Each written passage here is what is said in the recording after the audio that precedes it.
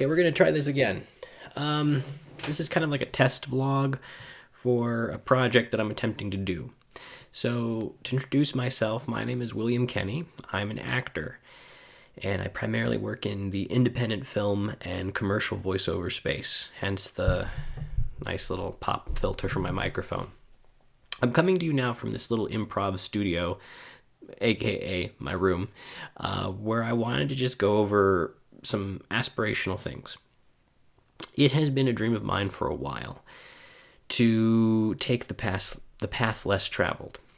And in my opinion, in the acting world, it has been the standard path less traveled of getting all your stuff, putting it in a car, and going west to Los Angeles. The traditional trajectory of a normal actor, or the typical actor, is you start and you catch the bug in some sort of student film or some sort of project in your local town or municipality, county, and then you start looking for gigs, both within your state, within the tri-state area, regionally, and then once you've established enough credits, typically you just go hitch it all on a dream riding west, either to Los Angeles or, depending upon the type of acting you want to do, or if maybe you're into modeling, depending on art, some sort of other artistic medium, New York City is another option. And that path less traveled has become so well worn at this point that it's no longer the path less traveled. In fact, it's the path that's commonly traveled right now. And if you really look at the writing on the wall, it's there that Hollywood traditionally is dying. You can hem and haw all you'd like, but at the end of the day, so many stories are not being told that should be told. So many of our famous people have been handpicked to be there through nepotism, through the various favors that they may have compromised themselves with at varying degrees, and that put them and allowed them to get in that position. So right now it's just this sea of sameness, right? And I think we see that not only in the personality and certain attributes of the actors themselves, but also in the production studios, making the same nonsense content that continues to mostly appeal or go for the lowest common denominator when it comes to audiences, and not furthering anything culturally unique, which we did have as Americans. We had the world in terms of pop culture, and we still do have a disproportionate impact on the world of pop culture, but it is waning. And when you do that, when you go to Los Angeles, or when you put it out there on a whim, I think what you're doing is you're putting yourself in a position where you're trying to go for this very well-known route. You're going down this well-known path. And for some people it works out, but for a lot of people you're struggling. And ultimately what you're doing is you're compromising your artistic vision of what you wanted to do, because you're chasing every dollar. That's pretty much what it is. You're chasing the dollar because it's an acting gig to play in a pickle costume on a pickle advertisement show or commercial.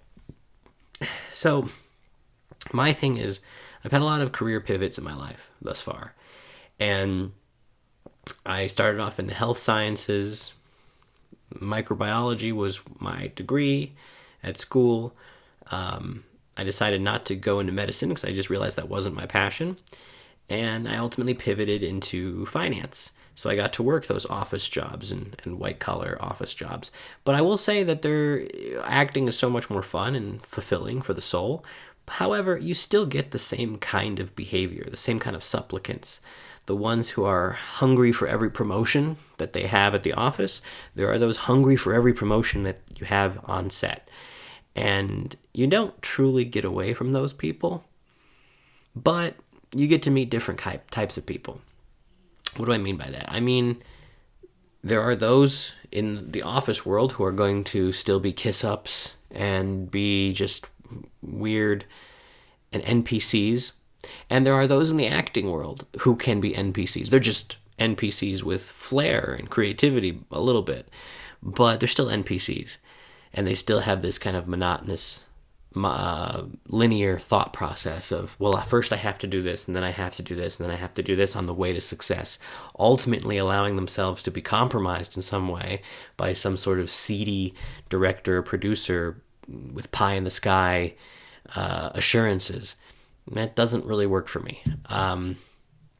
So the dream that I had from a very, I'm not going to say from a long time ago, about 5 years ago, the dream I've had is to have a YouTube channel or creative platform where I'm able to document my journey as an actor, but also as an actor abroad. Now, I'm not currently abroad at the moment. I have just returned from a 3-month trip out of the country, but I do feel, and it does not escape me, when I look at the current landscape of film, that some of the best ideas, some of the best films in particular, that some of the best art is coming from outside Hollywood, is coming from, well, if you want to go international, Mexico, Latin America in general, Spain, Korea, many parts of Europe, and even the Middle East.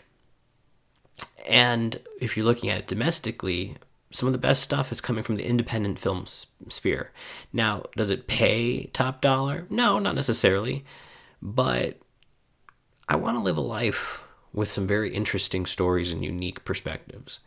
And I do think that the money can flow. The money will come. And a lot of times you don't necessarily do acting just to immediately get rich. But it can be lucrative. And a lot of actors are very irresponsible with their money.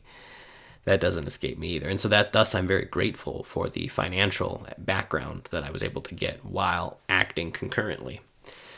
So this is possibly the beginning of a YouTube channel talking about my journey as an actor and a writer, to highlight some of the projects that I've been doing and have done and am working on, confer any knowledge base that I can get to those interested in getting into acting, and then potentially put myself in a position where my talents could be leveraged in some sort of international production. That would be really, really cool. So let's see what happens in 2025. Lots of interesting and amazing positive changes, I think, are on the horizon.